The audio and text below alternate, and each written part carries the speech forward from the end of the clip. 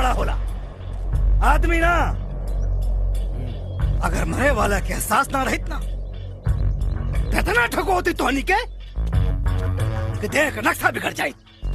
Police वाले पे हाथ नहीं बताए, हाथ काटे। 4 गो वोट का दे देना लोगन, मंत्री, मिनिस्टर, सांसद, विधायक सब तोहनी के जूता के धोला। सकल से बेवकूफ लागत रे, ना तो दहिया की चमड़िया नोच लेती। एक बार पता चल जाए बॉम्ब ब्लास्ट में के करात था, चमड़िया नोचब ना चबा जाए। पाकिस्तान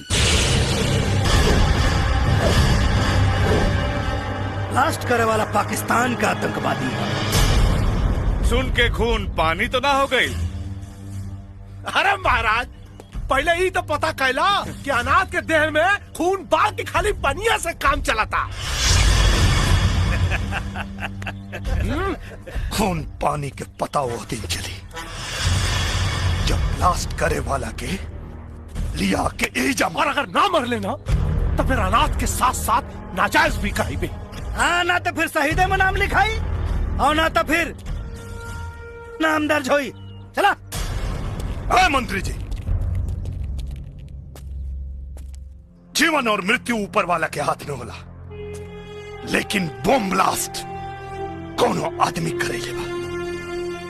ब्लास्ट में मरे वाला एक एक आदमी की कसम खा के कहा था नहीं, ब्लास्ट करे वाला के यही धरती पे लिया के मारे। काहे कि बम के धमाका ही ना चिन्हेला कि मारे वाला हिंदू है कि मुसलमान। और यह बतावे खातिर आ रहल बानी पटना से पाकिस्तान।